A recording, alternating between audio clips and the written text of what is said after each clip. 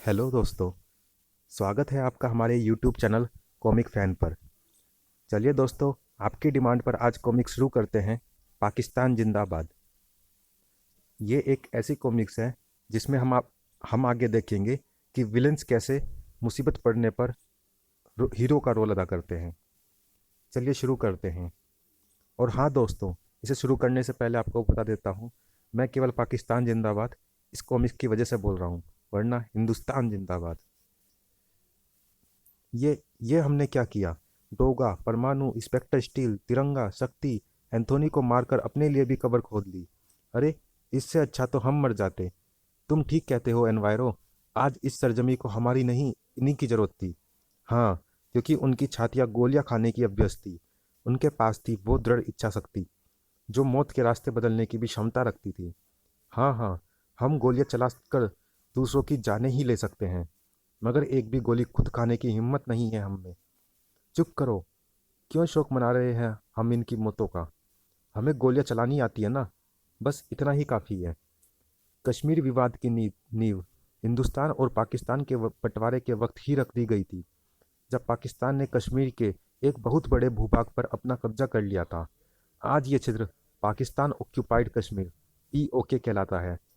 यहाँ से हिंदुस्तान की जमीन पर आकर गिरने वाले आतंकवाद के अंगारे इस बात का ऐलान करते हैं कि पूरा कश्मीर जल रहा है। कश्मीर सहित पूरे संसार को आतंकवाद व खौफ की भट्टी में झोंक देने वाली इस चिंगारी का नाम है खमीरा खान, जो अफगानिस्तान के कंधार में सुलग रही है। जिंग जिंग जिंग। इस वक्त मैं अफगानिस्तान की सत्ता पलटवाकर और बागी नेताओं को यहाँ का शासन सौंपकर अपनी जीत का जश्न मना रहा हूँ जनरल। मगर इंशाअल्लाह आपका काम हो जाएगा, क्योंकि मेरा काम तो यही है। मैं अभी पीओके स्थित अपने ट्रेनिंग कैंप के एरिया कमांडर्स कसाई खान, कत्ल खान और जुल्म खान को यह आदेश देता हूँ कि हिंदुस्तान में इतनी सांप्रदायिक आग लगा दो कि हर जगह दंगे भड़क उठे। दंगे भड़काकर दुश्मन देश की आंतरिक स्थिति खराब कर दो।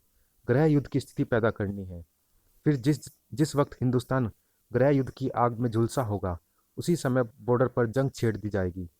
भारत की आधी सेना गृह युद्ध को नियंत्रण करने में लगी होगी, बाकी को पाकिस्तानी सेना अपने नियंत्रण में ले लेगी और कश्मीर पर चांद सितारा फहराकर ये नारा बुलंद कर देगी, पाकिस्तान जिंदाबाद, पाकिस्तान जिंदाबाद, हमारा संगठन अल फायदा जिंदाबाद, कश्मीर हमारा है। कसाई खान, हिंदुस्तान में अपनी गतिविधियों को तेज करना होगा और घुसपैठिए भेजने होंगे। वहाँ के हिंदू मुसलमानों को एक दूसरे को खून का प्यासा बना देना होगा। शैतानियत, खलबली, दहशत, दंगा और चीखें मांगती है, लेकिन इंसानियत को चाहिए सिर्फ और सिर्फ शांति। आतंकवाद मुर्दाबाद, एकता जिंदाबाद, शांति हर ओर रहे, आतंकवाद मुर्दाबाद। ट्रेन दिल्ली जा रही थी, जहां शांति के मुद्दे पर बोट क्लब पर विशाल रैली निकाली जानी थी। हमें युद्ध नहीं, शांति चाहिए। पाकिस्तान होश में आओ, कश्मीर को मत जलाओ। युद्ध नहीं नहीं, शांति हाँ हाँ। अरे, ये ट्रेन क्यों रुक गई? इसे अहमद बिश्ती यानी मैंने रोका है, क्योंकि ट्रेन अब कहीं नहीं जाएगी। कश्मीर के लिए कोई हिंदुस्तानी आवाज़ ऊंची नहीं करेगा। कश्मीर के लिए कोई आवाज़ उठेगी तो उसे हम उठाएंगे। कश्मीर हमारा है। आधा कश्मीर तो हमने ले लिया, अब आधा और लेकर रहेंगे। पाकिस्तान जिंदाबाद। आग लगा दो ट्रेन के इस कंपार्टमेंट में। छन खन। ये दंगाई है, उनका निशाना हम हैं। खिड़कियां बंद करो, खिड़कियां, दरवाजे बंद करो। अगर ये लोग दंगाई है तो हमारा बचना मुश्किल है, क्योंकि ये कई हैं और सब के सब जुनूनी। अगर हम दरवाजे अंदर से बंद कर लेंगे तो ये लोग कंपार्टमेंट में आग लगा देंगे। अगर हम बाहर आ गए तो ये लोग हमारे टुकड़े टुकड़े कर देंगे। हे भगवान, कैसे टुकड़े टुकड़े कर डालेंगे?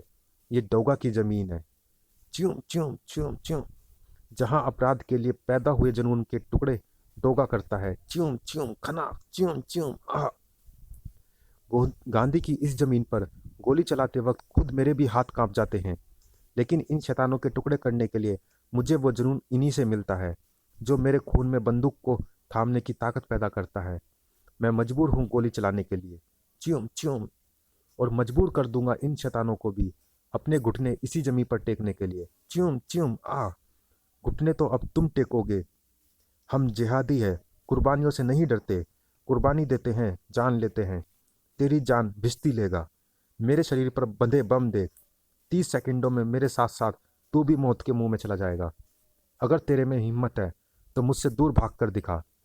दूर तो तुझे जाना है अहमद भिश्ती, और बहुत दूर। खनाक। ओह। और वहां पर मैं तुझे भेजूंगा। आह। च्यूम च्यूम च्यूम। तू कुर्बानी नहीं देगा अहमद भिश्ती, क्योंकि तू आतंकवादी है। तू यहाँ दंगा भड़काने आया था। तू 30 सेकंड से पहले डोगा के हाथों मरेगा। मौत तुझे आ गई। धाम। बड़ूम भाड़। और अपने क्रियाक्रम का इंतजाम तो तू खुद ही करके आया था। अब इस आग को फौरन ही बुझाना होगा। बाहर क्या हो रहा है? कुछ समझ में नहीं आ रहा। कभी गोलियां चल रही है, कभी धमाके हो रहे हैं। हम तो झांक कर भी नहीं देख सकते। और आग भी शायद बढ़ रही है। शायद हम धीरे धीरे मौत के चंगुल में फंसते जा रहे हैं। ये देखो, वो पानी खिड़कियों से अंदर आ रहा है। आग लगाने वाले आग पर पानी नहीं डालते। इसका मतलब हम खतरे से बाहर है। खिड़की और दरवाजे खोल दो। ओहो, बाहर डोगा है।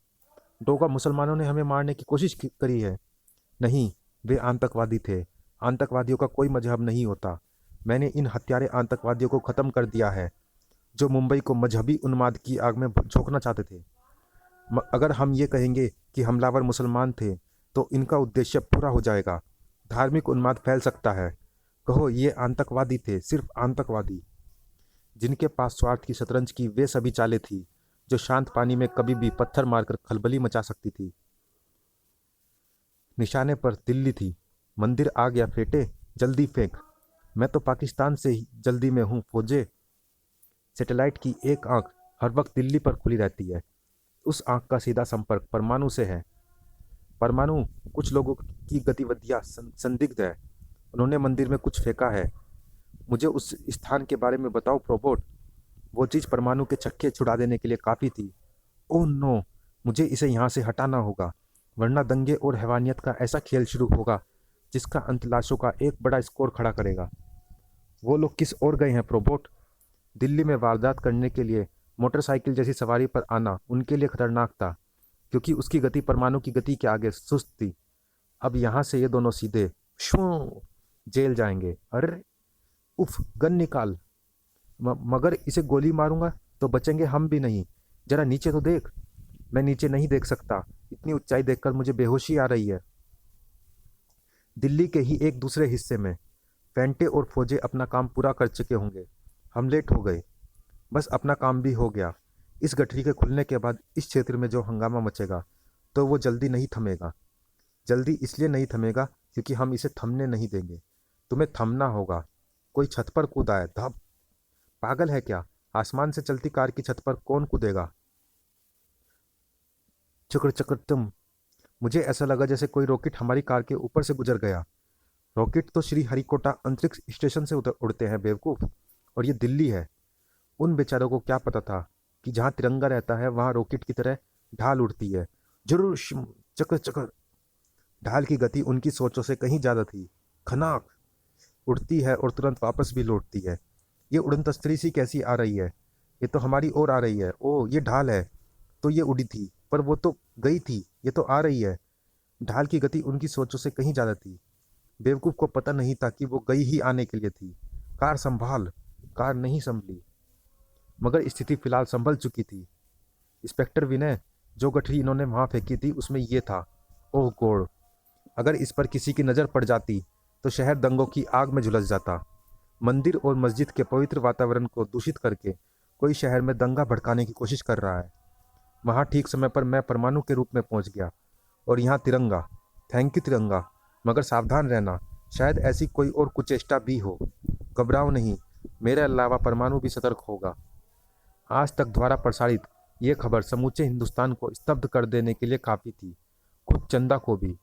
2400 घंटे के अंदर अल-कायदा द्वारा ताजमहल को उड़ा देने की धमकी। ताजमहल सिर्फ हमारा नहीं, पूरे संसार का ऐतिहासिक गौरव है। इस खबर से पूरे हिंदुस्तान में तनाव बढ़ गया होगा, और अगर कहीं ऐसा हो गया तो हिंसा का तांडव मच जाएगा। इस खबर के प्रसारण के बाद आगरा के प्रत्येक रास्ते पुलिस छावनियां नजर आने लगे। Welcome to Agra. वो पुलिस हेडक्वार्टर में जबरदस्त सरगर्मी थी। जमीन की ओर से तो उनकी ऐसी किसी भी कोशिश का हम मुंह तोड़ जवाब दे सकते हैं सर। ताजमहल के पीछे बहने वाली यमुना नदी में पीएसी के स्थान पर नदी पुलिस को तैनात कर दिया गया है। खतरा हवाई हमले का हो सकता है। हम कोई भी रिस्क लेना नहीं चाहते हैं। इसलिए हवाई हमले से ताजमहल को बचाने के लिए भी हमने एक विशेष इंतजाम किया है। पुलिस उप महानिरीक्षक द्वारा किया गया विशेष इंतजाम था ये। 180 फुट से भी ज़्यादा ऊंचे ताज को मिलिट्री रंग के कपड़ों से ढक दिया गया है ताकि आकाश से वह घास का ऊंचा टीला नजर आए। ऐसे बहुत से टीले यहाँ हैं। 30 साल पहले 1971 के युद्ध के दौरान भी ताजमहल की सुरक्षा के लिए ऐसा कदम उठाया गया था। आतंकवादी आतंकवाद को आज़ादी की जंग का लिबास पहनाकर सारे संसार को विनाश की तरफ धकेल रहे हैं। इसका परिणाम खतरनाक होगा। ये कुछ भी कर सकते हैं क्योंकि ये मौत के डर को जीत चुके हैं। वी कसाई खान बोल रहा है। अवैध रूप से तुम्हारे विमान के निषिद्ध क्षेत्र में घुसते ही एयर ट्रैफिक कंट्रोल रूम में खलबली मच चुकी होगी। तुम्हारे पास ज़्यादा सोचने समझने का टाइम नहीं है मुश्ताक। तुम्हें अपना काम जल्दी पूरा करना है। ताजमहल को ढक दिया गया है जिससे वो मुझे दिखाई नहीं पड़ रहा, लेकिन ताज में मौजूद हमारा आदमी फ्लेयर यानी तेज रोशनी छोड़ने वाले पटाखे का प्रयोग करके मेरा मार्गदर्शन कर रहा है और मुझे अपना विमान इसी जगह के सबसे ऊंचे घास के टीले पर टकराना है, यानी ताजमहल पर। रोशनी का पटाखा क्यों छोड़ा तूने? वो लड़ाकू ताज की ओर आ रहा है। उसका निशाना ताज है। इसने उसको रोशनी का संकेत देकर ताजमहल की स्थिति के बारे में बताया है। एंटी एयरक्राफ्ट गन से लड़ाकू को उड़ा दो। Hurry up quick. शायद हमारे पास गन चलाने का टाइम नहीं है। प्रकाश की उस गति के आगे गन की तेजी की कोई औकात नहीं थी। ये गति चंदा के जिस्म में शक्ति बनते ही भर गई थी। सही समय पर मैंने दिल्ली से आगरा आने का मन बनाया और मेरी आंखों के सामने ही ये घटना घट गई जिसने मुझे इसे नियंत्रित करने का अवसर दे दिया। दिल्ली एयरपोर्ट से चोरी किया गया ये लड़ाकू विमान अब ताज पर नहीं बल्कि आगरा से हजारों किलोमीटर दूर एंडीज पर्वत पर स्थित इस सक्रिय ज्वालामुखी पर लैंड करेगा। मेरा विमान आगरा से बर्फीले एंडीज पर्वत के ऊपर है और ये इस समय सक्रिय ज्वालामुखी की तरफ बढ़ रहा है। मैं पागल हो गए हो क्या? आगरा से एंडीज पर्वत? तुम्हारी नीयत खराब हो गई है। तुम मौत से डर गए हो। मैं तुम्हें गोली मार दूंगा। उसे गोली मारने वाले का अरमान दिल में ही रह गया। भुशुम। कमांडोज की तो पलकें भी नहीं झपकी थी और खतरे के बादल साफ हो गए थे। देखते ही देखते विमान सहित गायब हो गई। कौन थी वो? आखिर थी कौन? नारी शक्ति की प्रतीक। शक्ति? एक बार इसका नाम सुना था, आज देख भी लिया, मगर वो गया कहाँ? वो कौन? ओहो, वो आतंकवादी जो विमान को ताज से टकराना चाहता था। उसे मैं बर्फीले एंडीज ज्वालामुखी में छोड़ आई हूँ। कहाँ? एंडीज पर? आगरा से एंडीज? इम्पॉसिबल। ताजमहल हमारे देश का गौरव है। इसे खुले आसमान के नीचे चांद की दूधिया रोशनी में नहाने के लिए खुला रखो। कोई बला इसे छूने नहीं पाएगी। निर्भय रहो। आगरा से एंडीज तक, हे भगवान! और हम एंटी एयरक्राफ्ट गन का ट्रिगर तक नहीं दबा पाए। चलिए दोस्तों, इस भाग में इतना ही। मिलते हैं इसी कॉमिक्स के अगले भाग में। तब तक के लिए धन्यवाद।